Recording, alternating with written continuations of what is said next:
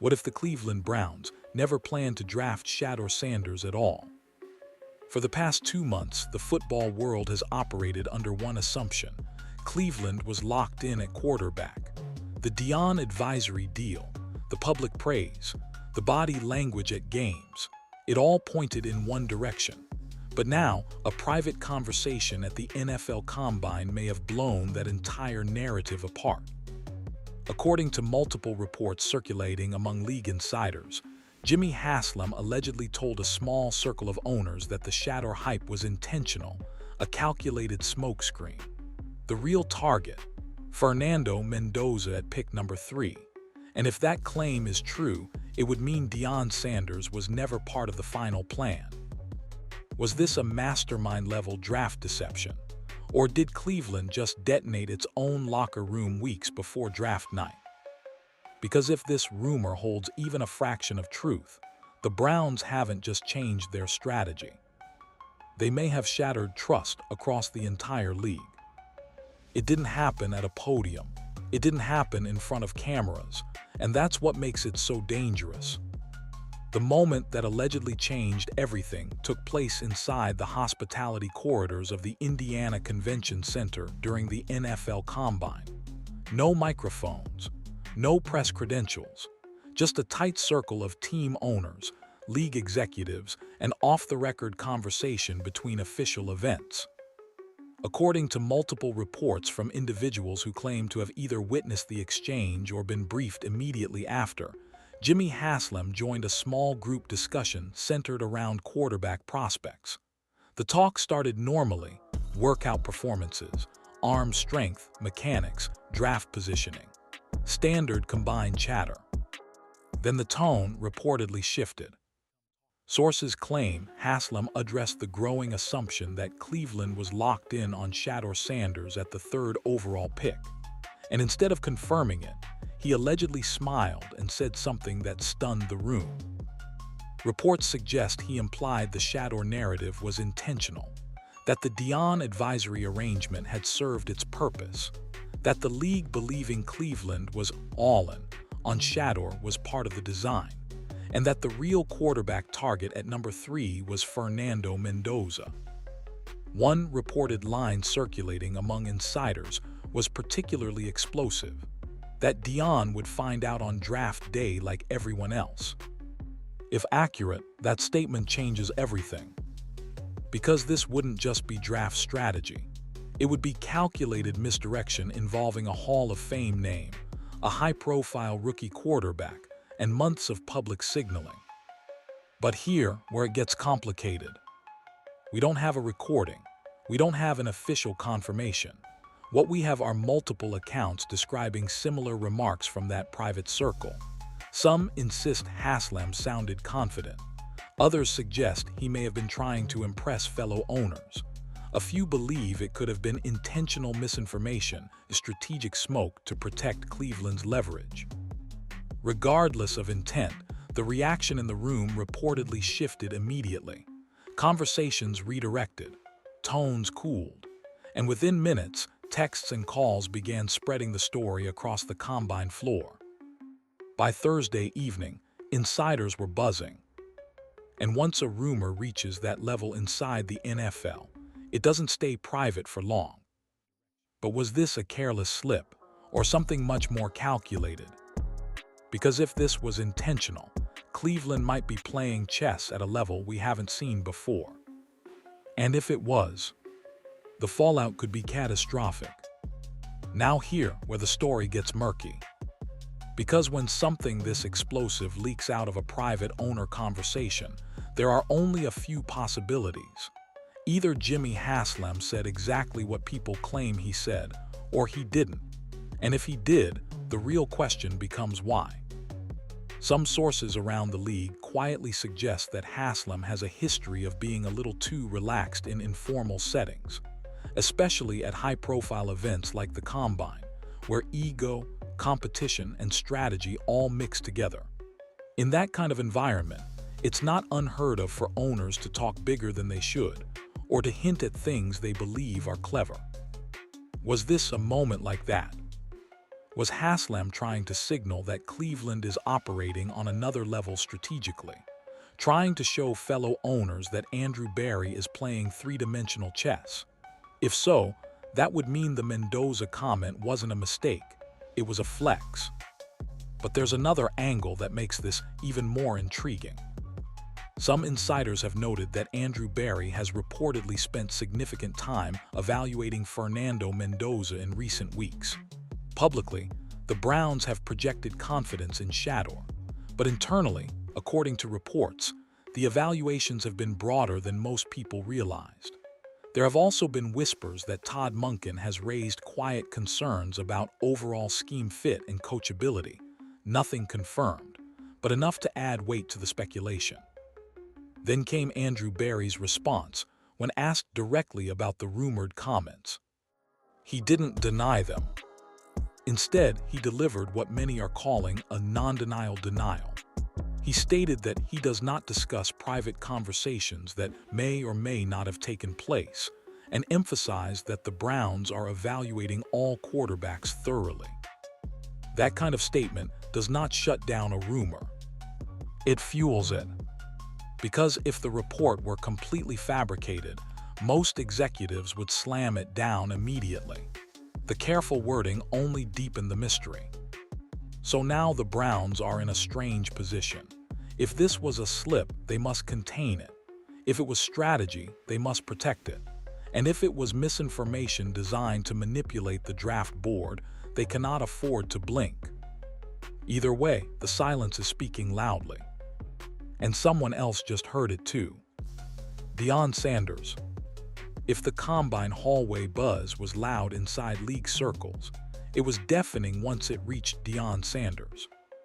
According to sources close to him, Deion first heard about the alleged Haslam comments late Thursday evening. At first, the reaction was disbelief. The idea that Cleveland would publicly align with Shador for months, structure an advisory relationship, and then pivot quietly behind the scenes sounded almost absurd. But disbelief quickly turned into something else. Anger. Because if even part of the rumor was true, if the Browns had allowed Deion and Shador to believe they were the priority while secretly targeting Fernando Mendoza, that wouldn't just be draft strategy. That would feel personal. Sources familiar with the situation say Deion did not wait long before making a call to Andrew Berry. The tone of that conversation, according to those briefed afterward, was direct and intense. Deion reportedly asked one simple question: "Are you really considering moving off Shador?" Berry, as expected, attempted to calm the situation. Sources say he reassured Deion that the Browns remain committed to evaluating all prospects thoroughly, and that the combine rumor may have been misinterpreted or exaggerated. He emphasized that nothing had been finalized. But here the problem. When trust is shaken, reassurance rarely feels sufficient.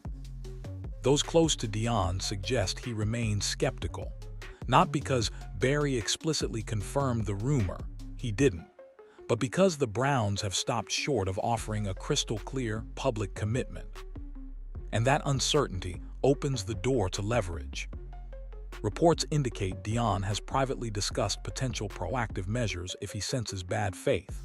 Those could include publicly signaling that Shador would not welcome Cleveland as a destination, terminating the advisory agreement immediately, or even exploring legal options if misrepresentation can be proven. At this stage, those are discussions, not actions. But the fact they are being considered shows how serious this has become. What was once a simple draft evaluation now feels like a high-stakes standoff. Because if Cleveland is playing a smokescreen game, Deion does not want his son caught in the crossfire. And now the tension extends far beyond one organization. Other teams are watching closely. The moment uncertainty enters the top 3 picks, the entire draft board trembles. That's exactly what is happening now. For weeks, teams picking behind Cleveland operated under a working assumption. Shador Sanders would be gone by the time the 3rd pick was announced. Scouts built contingency plans, Front offices modeled scenarios. Quarterback-needy teams adjusted their strategies around that expectation. Now that assumption is wobbling. If the Browns are even considering Fernando Mendoza at number 3, everything changes. Because suddenly, Shador might slide. And when a projected top quarterback becomes available unexpectedly, other teams must react quickly. The New York Giants, holding the second overall pick, are reportedly paying extremely close attention. If Cleveland is truly pivoting to Mendoza at 3, the Giants could decide to grab him at 2, not necessarily because he was their original target, but to avoid losing leverage. That's how fragile draft positioning can be at the top. Meanwhile, teams further down the board are recalculating trade-up scenarios. If Shador slips, aggressive franchises could make late moves. And if Mendoza rises unexpectedly, that reshuffles evaluations across the entire quarterback class. This is the ripple effect of one hallway conversation. And it doesn't stop at strategy. Some league executives are quietly raising ethical concerns, not publicly, but internally. The NFL has strict guidelines around protecting proprietary draft information. While Haslam's alleged remarks were not part of an official information exchange, if he casually disclosed Cleveland's true intentions in a semi-public setting, it could be interpreted as giving competitors insight they shouldn't have. League officials are reportedly aware of the rumor. Whether that awareness evolves into a formal inquiry remains unclear. Investigating owners is delicate territory. Conversations that happen in private social settings are notoriously difficult to verify, and no one inside that circle is likely eager to step forward publicly.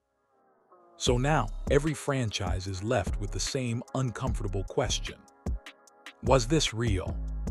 Because if it was, Cleveland may have executed the most intricate draft deception in recent memory. And if it was, the Browns just unleashed chaos for no reason at all. Either way, trust across the league has been shaken. And the draft is still 7 weeks away. When rumors start affecting draft positioning, the NFL does not ignore them. According to league sources, officials are aware of the reports surrounding Jimmy Haslam's alleged remarks at the Combine. That doesn't mean a formal investigation has begun, but it does mean conversations are happening behind the scenes. And that's where this situation becomes even more complicated. If Haslam truly disclosed detailed draft intentions in a semi-private gathering of owners and executives, the league has to consider whether any competitive lines were crossed. The NFL operates on strict internal confidentiality regarding draft strategy. Teams guard their evaluations aggressively. Information leaks can shift millions of dollars in trade value. But here's the challenge. There is no recording. There is no transcript. What exists are second-hand accounts from individuals who either claim to have heard the comments directly or were told about them shortly after. And interviewing owners about private conversations is not a simple process. No one wants to publicly implicate another owner, especially if the exchange was meant to be casual. So the league finds itself in a delicate position. If it investigates too aggressively and the rumor proves exaggerated, it creates unnecessary friction among ownership circles.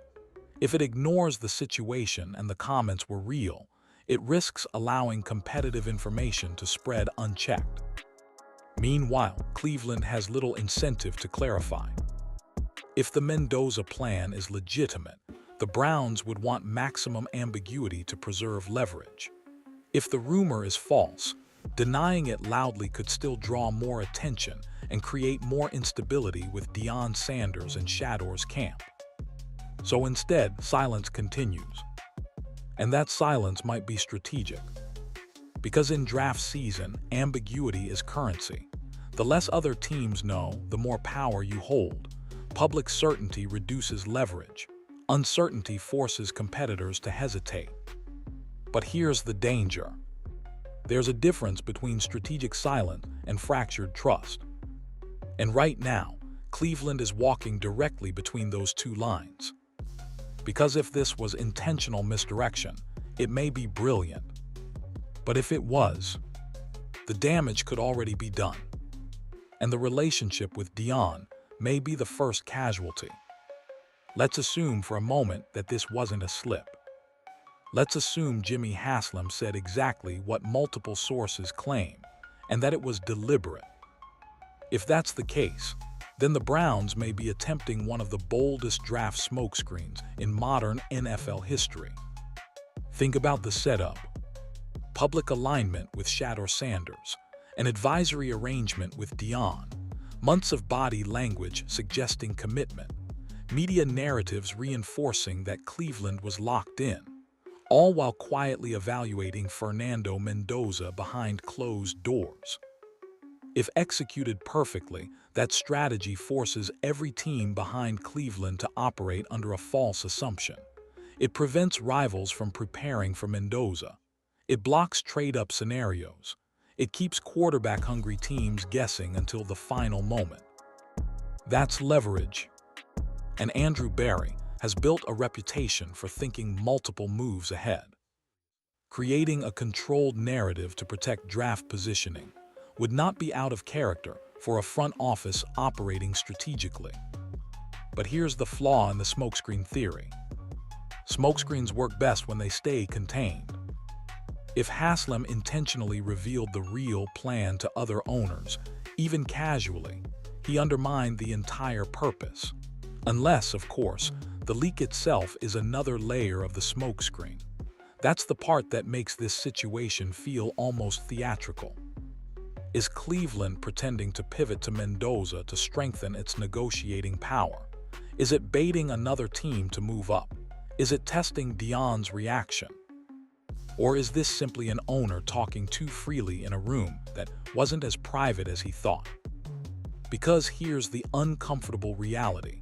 If the Browns truly never intended to draft Shador, and the Deion advisory agreement was just a mechanism to misdirect competitors, that borders on reputational damage far beyond draft strategy.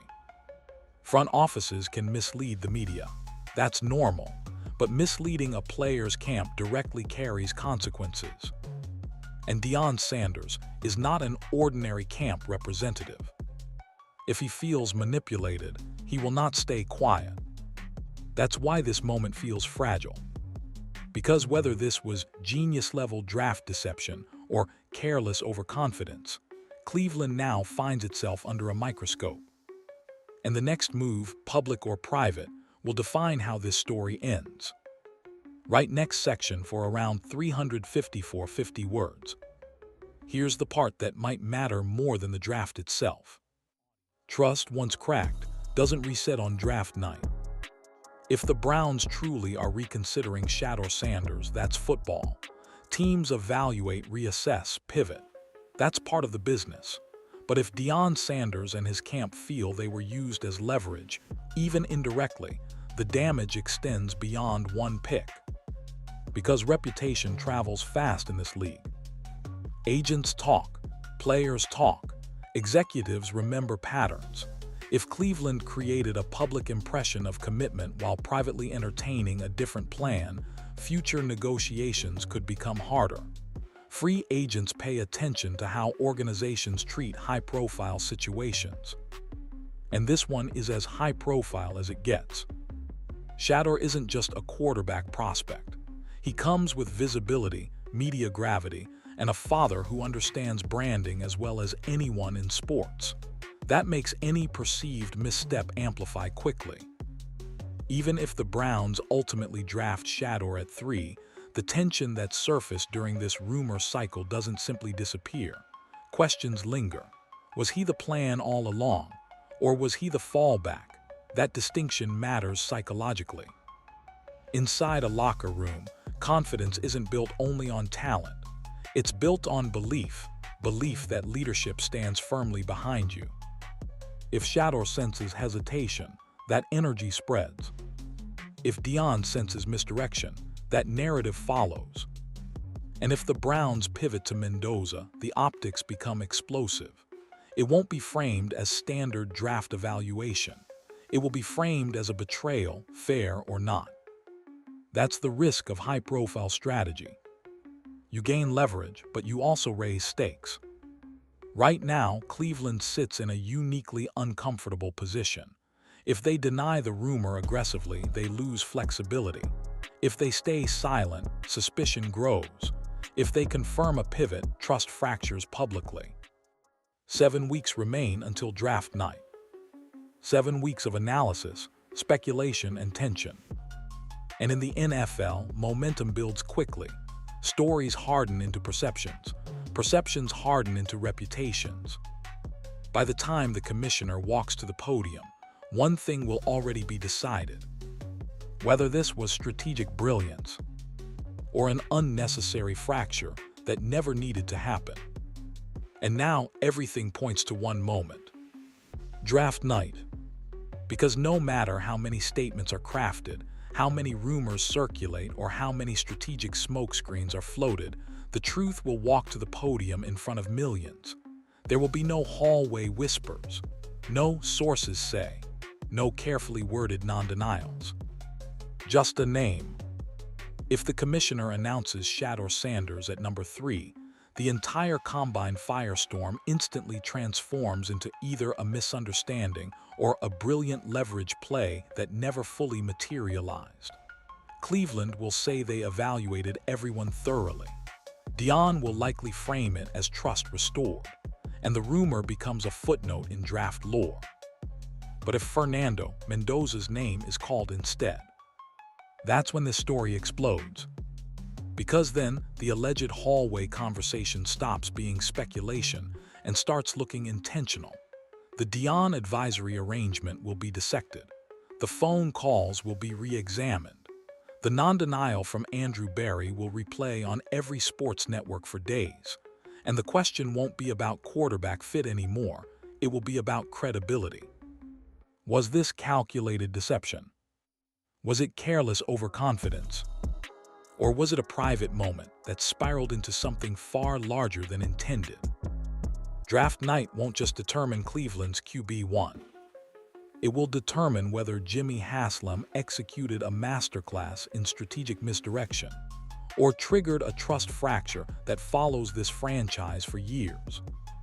Because in the NFL, talent wins games, but trust builds organizations. And right now, the Browns are betting that when the card is turned in, the fallout will be worth it.